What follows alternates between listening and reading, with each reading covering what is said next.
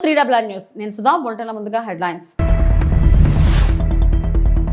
గాంధీజీ చంపారణ్ సత్యాగ్రహం స్వాతంత్ర ఉద్యమంలో కొత్త విశ్వాసాన్ని నింపిందన్న ప్రధాని మోడీ.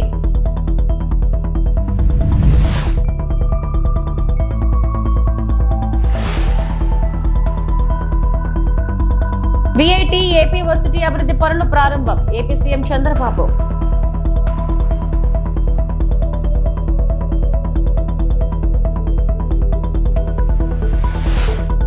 ప్రధాని మోడీ అమరావతి పర్యటన షెడ్యూల్ ఖరారు.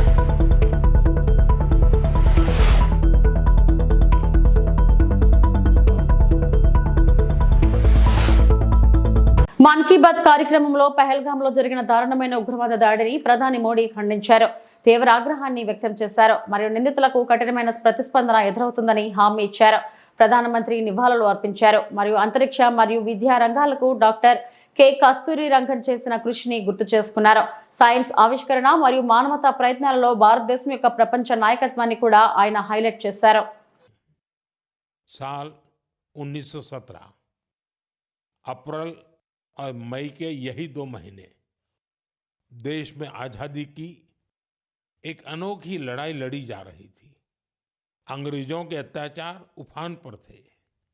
गरीबों, वंचितों और किसानों का शोषण अमानवीय स्तर को भी पार कर चुका था। बिहार की उपजाऊ धरती पर ये अंग्रेज किसानों को नील की खेती के लिए मजबूर कर रहे थे। नील की खेती से किसानों के खेत बंजर हो रहे थे, लेकिन अंग्रेजी हुकूमत को इससे कोई मतलब नहीं था। ऐसे हालात में 1917 में गांधी जी बिहार के चंपारण पहुंचे हैं। किसानों ने गांधी जी को बताया, हमारी जमीन मर रही है, खाने के लिए अनाज नहीं मिल रहा है। लाखों किसानों की उस पीड़ा से गांधी जी के मन में एक संकल्प उठा। वहीं से चंपारण का ऐतिहासिक सत्याग्रह शुरू हुआ। चंपारण सत्याग्रह ये बापू द्वारा भारत में पहला बड़ा प्रयोग था। बापू के सत्याग्रह से पूरी अंग्रेज हुकूमत हिल गई। अंग्रेजों को नील की खेती के लिए किसानों को मजबूर करने वाले कानून को स्थगित करना पड़ा। एक ऐसी जीत थी जिसने आजादी की लड़ाई में नया विश्वास फूंका। आप सब जानते होंगे, इस सत्याग्रह में बड़ा योगदान बिहार के एक और सपूत का भी था, जो आजादी के बाद देश के पहले राष्ट्रपति बने। वो महान विभूति थे डॉक्टर राजेंद्र प्रसाद। उन्होंने चंपारण सत्याग्रह पर एक किताब भी लिखी, सत्याग्रह इन चंपारण। ये किताब हर युवा को पढ़नी चाहिए। भाइयों बहनों, अप्रैल में ही स्वतंत्रता संग्राम की लड़ाई के कई और अमिट अध्याय जुड़े हुए हैं। अप्रैल की 6 तारीख को ही गांधी जी की दांडी यात्रा संपन्न हुई थी। 12 मार्च से शुरू होकर 24 दिनों तक चली इस यात्रा ने अंग्रेजों को झकझोर कर रख दिया था। अप्रैल में ही जलियांवाला बाग नरसंहार हुआ था। पंजाब की धरती पर इस रक्त रंजित इतिहास के निशान आज भी मौजूद है। साथियों, कुछ ही दिनों में 10 मई को प्रथम स्वतंत्रता संग्राम की वर्षगांठ भी आने वाली है। आजादी की उस पहली लड़ाई में जो चिंगारी उठी थी, वो आगे चलकर लाखों सेनानियों के लिए मशाल बन गई। अभी 26 अप्रैल को हमने 1857 की क्रांति के महान नायक बाबू वीर कुंवर सिंह जी की पुण्यतिथि भी मनाई है। बिहार के इन महान सेनानी से पूरे देश को प्रेरणा मिलती है। हमें ऐसे ही लाखों स्वतंत्रता सेनानियों की अमर प्रेरणाओं को जीवित रखना है। हमें उनसे जो ऊर्जा मिलती है, वो अमृतकाल के हमारे संकल्पों को नई मजबूती देती है। రాజధాని అమరావతిలోని విట్ యూనివర్సిటీలో నిర్వహిస్తున్న వి లాంచ్ ప్యాడ్ 2025 స్టార్టప్ ఎక్స్పోకు ముఖ్యమంత్రి నారా చంద్రబాబు నాయుడు హాజరయ్యారు. అలాగే యూనివర్సిటీ ప్రాంగణంలో గాంధీజీ విగ్రహాన్ని ఆవిష్కరించిన చంద్రబాబు మహాత్మా గాంధీ బ్లాక్, వివి గిరి బ్లాక్, దుర్గాబాయి దేశ్ముఖ్ బ్లాక్ నూతన భవనాలను ప్రారంభించారు.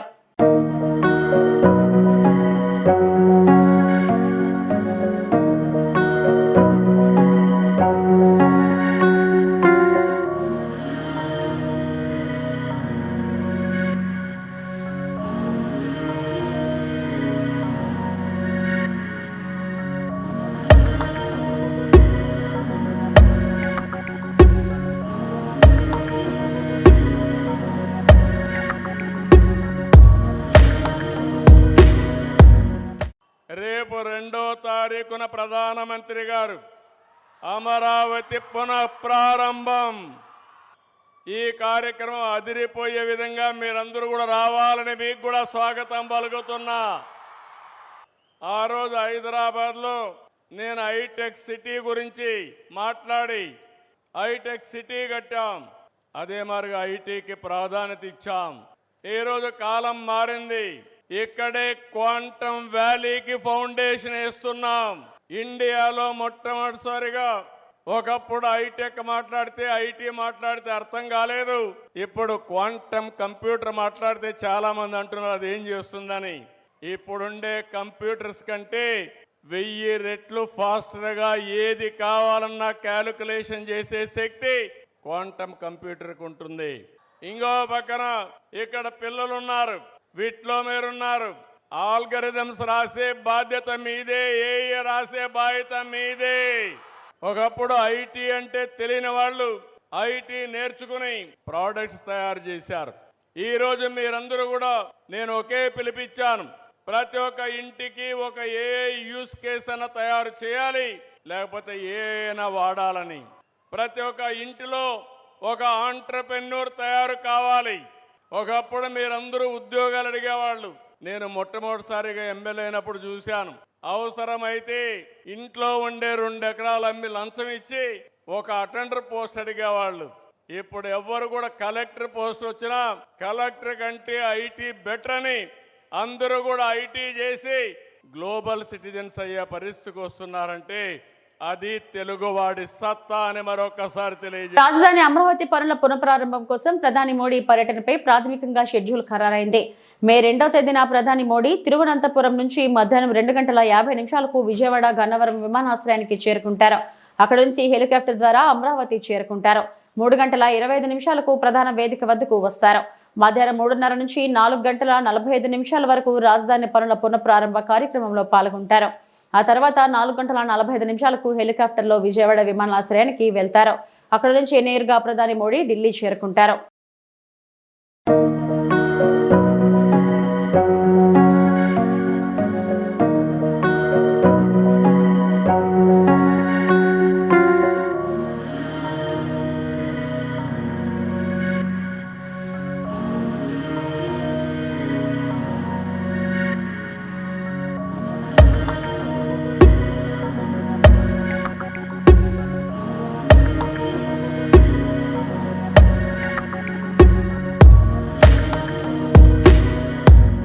$14 కోట్లతో తలపెట్టిన దమయవర్తి డ్రైన్లు పనులు వేసవిలోగా పూర్తి చేయాలని లక్ష్యం. పాలకొల్లు పట్టణంలో 14 కోట్లతో తలపెట్టిన దైమపర్తి మురుగు డ్రైన్ పనులను మంత్రి డాక్టర్ నిమ్మల రామానాయుడు పరిశీలించడం జరిగింది.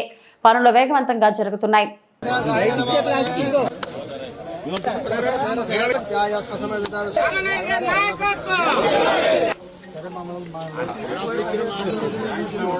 ఈరోజు ఏదైతే చందపర్రు అదేవిధంగా వెలివిల గ్రామాలకి సంబంధించి 1,55,17,000 అంటే 155.17 lakhs తోటి ఈరోజు మరి యొక్క శంకుస్థాపనలు మన రైతు మన రామానాయుడు కార్యక్రమంలో చేసుకోవడం జరిగింది.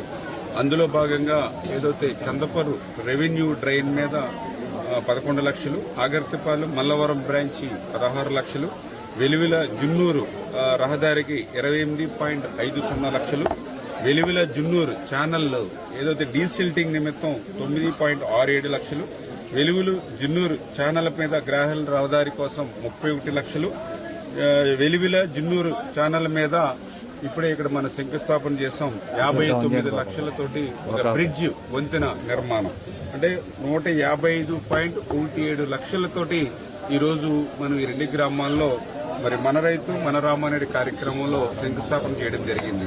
ఇప్పుడే మనం చూస్తూ ఉన్నాం, ఏదైతే కడలవారి పాలెం బీసీలందరూ కూడా ఎన్ని కుటుంబాలు కూడా బీసీలు గత 5 సంవత్సరాల్లో ఇన్ఛార్జీలుగా శంకుస్థాపనలు చేశారు. ఒక్క ఇటుక ముక్క కూడా పెట్టలేదు వాళ్ళు. మరి ఈరోజు నేను ఏదైతే ఆ మాట ఇచ్చానో ఆ మాట ప్రకారం అధికారంలోకి వచ్చి 10 నెలలకు కూడా కానిటువంటి స్థితిలో మళ్ళీ ఆ బీసీలు అంటే తెలుగుదేశం అంటే బీసీలు వాళ్ళ రుణం తీర్చుకునే విధంగా నేను పనిచేయాలనేటువంటి ఆలోచనతో ఇచ్చినటువంటి మాటకు కట్టుబడి ఇవాళ కడలవారిపాలెం, మరి కళ్ళవారిపాలెనికి ఈరోజు 59 లక్షలు, అక్షరాల 59 లక్షలతో ఇక్కడ బ్రిడ్జిని మనం నిర్మాణం చేయబోతూ ఉన్నాం.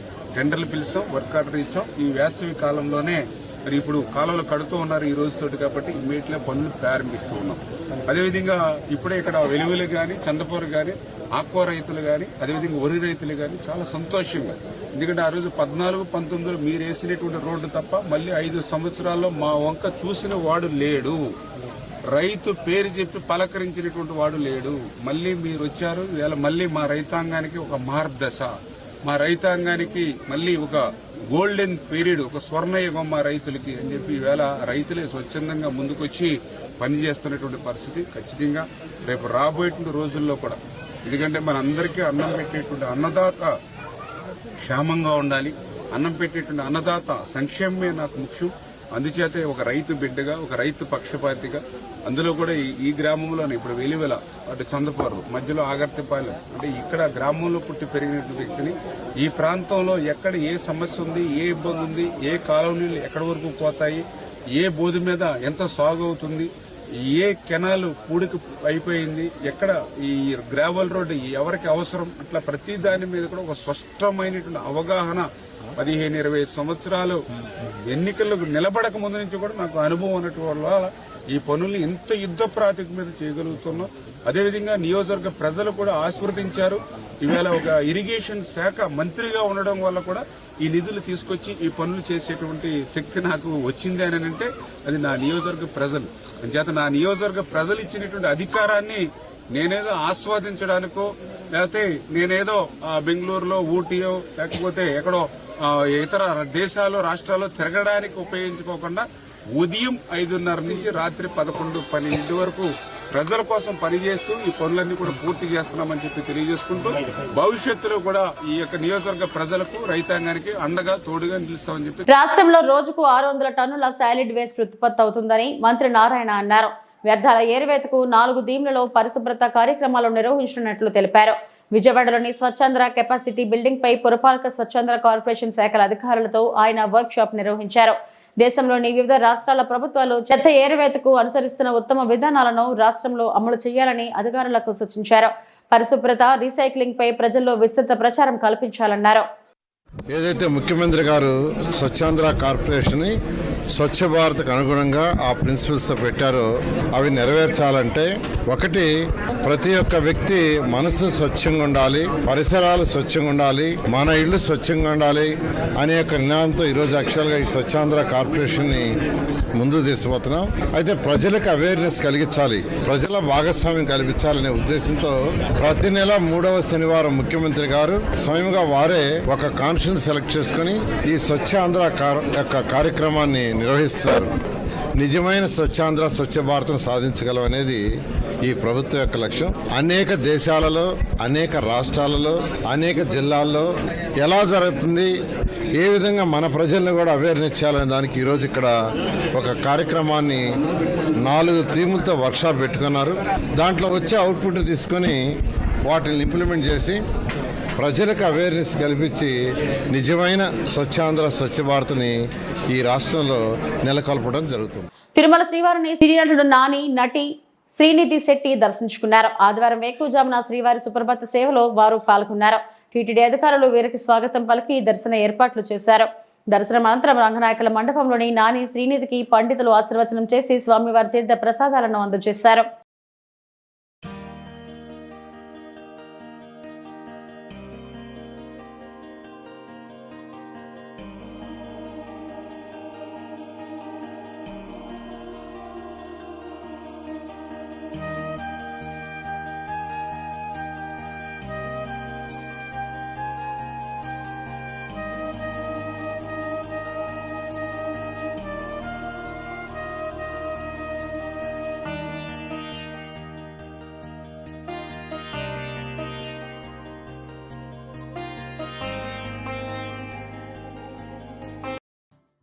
దర్శనం చాలా బాగా జరిగిందండి.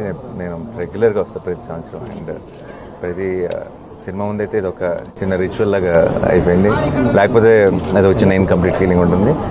చాలా బ్యూటిఫుల్గా జరిగింది ఈసారి దర్శనం. And I'm so happy. Thank you. తిరుపతిలో వైఎస్ఆర్ కాంగ్రెస్ పార్టీ సమన్వయకర్త భూమన అభినయ్ ఓ వినూత్న కార్యక్రమాన్ని నిర్వహించారు. ప్రజలకు కూటమి ప్రభుత్వం చేసిన మోసాన్ని వివరించారు. ఈ 10 నెలల్లో మీకు దక్కాల్సిన లాభం ఎంత, మీరు మోసపోయిన మొత్తం ఎంత అన్నది స్పష్టంగా ప్రజలకు తెలియజేశారు. ఇంటికి వెళ్లి ప్రజలతో మాట్లాడుతూ సూపర్ 6 హామీల్లో భాగంగా మీకు తల్లికి వందనంలో భాగంగా ప్రతి పిల్లవాడికి 15,000 రూపాయలు అందుతున్నాయా, నిరుద్యోగ భృతిగా 3,000 రూపాయలు అందుతుందా, ఉచిత బస్ ప్రయాణం అమలైందా, ఇంటికి 3 సిలిండర్లు వచ్చారా, అన్నదాత సహాయం పేరుతో 20,000 రూపాయలు ఇచ్చారా, మహిళా శక్తి పథకం కింద ప్రతి మహిళకు నెలకు 15,000 రూపాయలు ఇస్తున్నారా అంటూ ప్రశ్నించారు. ప్రతి ఇంటికి వారు పొందాల్సిన మొత్తం సొమ్ములు ఎక్కువ వేసి ఇంత మొత్తాన్ని కూటమి ప్రభుత్వం మిమ్మల్ని మోసం చేసిందని వివరించారు. ఎవరైనా టీడీపీ, జనసేన, బీజేపీ నాయకులు వస్తే ఈ లెక్కలు చూపించి మీ డబ్బులు ఎప్పుడు వస్తాయో నిలదీయండి అని ప్రజలకు పిలుపునిచ్చారు.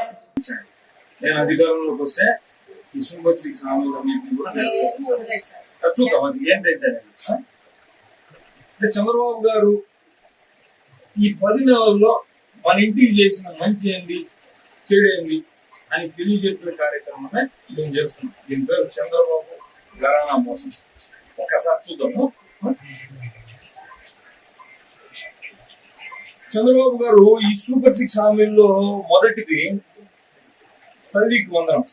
స్కూల్కి వెళ్లే ప్రతి విద్యార్థికి ఏడాదికి 15,000 రూపాయలు ఇవ్వడం. మన ఇంట్లో ఎవరైనా స్కూల్కి వెళ్తున్నారా? లేరు. అంటే ఈ పథకం మనకు అందదు, అవసరం లేదు. నిరుద్యోగులు ఎవరైనా ఉన్నారా? అబ్బాయి సాయి, అమ్మా సాయి, నీకు నిరుద్యోగ వృత్తి అందుతుందా? అందట్లేదు. నువ్వు ఒకటివే ఇంట్లో నిరుద్యోగి. ఇద్దరు ఉన్నారా? మీ బ్రదర్ కూడా? ఓకే. అంటే మీకు ఈ 10 నెలల్లో మీకు 3,000 × 10 అంటే 30,000, అన్నకు ఒక 30,000 అంటే 60,000 వచ్చి ఉండాల. మన ఇంటికి రాలేదు, అంతేనా? మహిళలకు ఉచిత సగం మీరు ఒక్కళ్ళే కదా ఉండేది, ఇంకా మహిళ. సో మీకు ఈ పథకం ఏమైనా ఉచితంగా ప్రయాణించారా బస్సులో మీరు?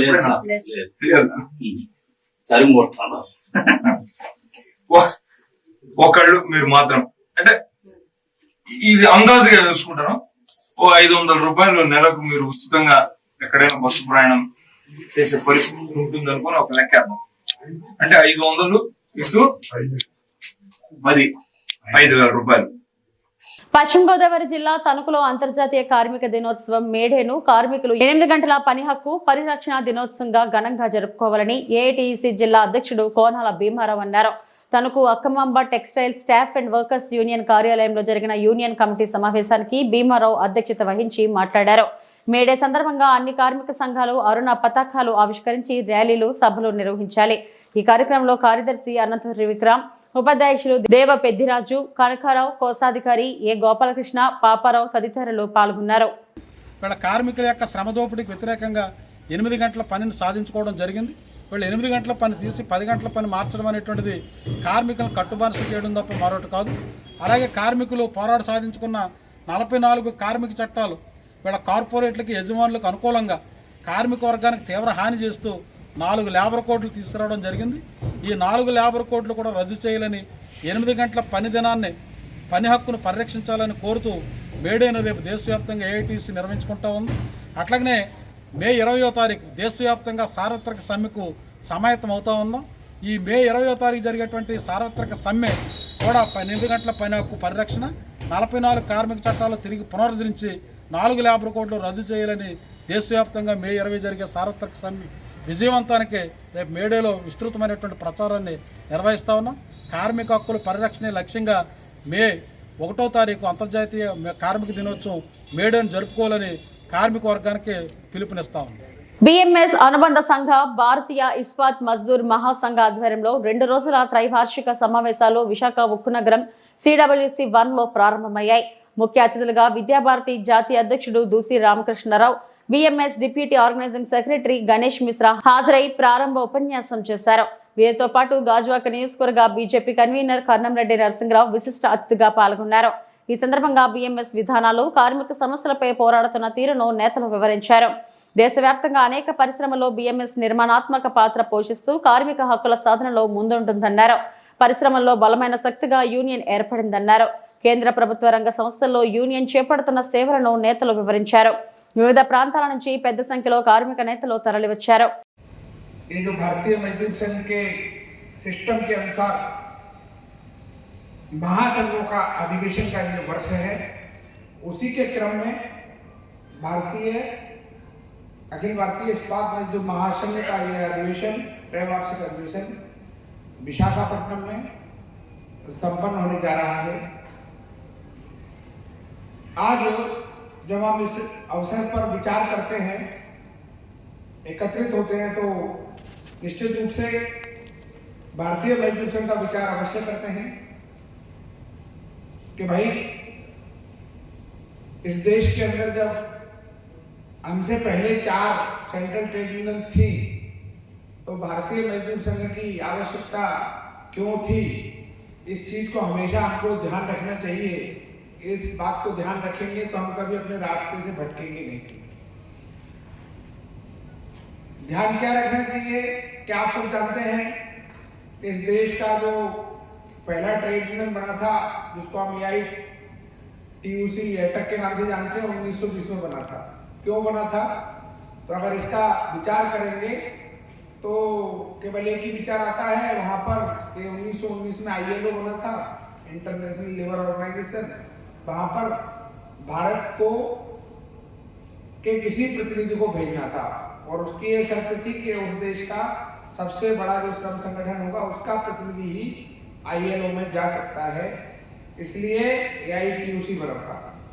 बाद में आज़ादी के आंदोलन के समय इस मजदूर लोगों को भी आंदोलन से जोड़ा जाना चाहिए, ये उद्देश्य लेके इसके लोग चले थे, लेकिन इनके अंदर अनेक विचारधाराएं आ गई और उसके कारण से 1936 आते आते तक इसके 4 टुकड़े हो गए थे।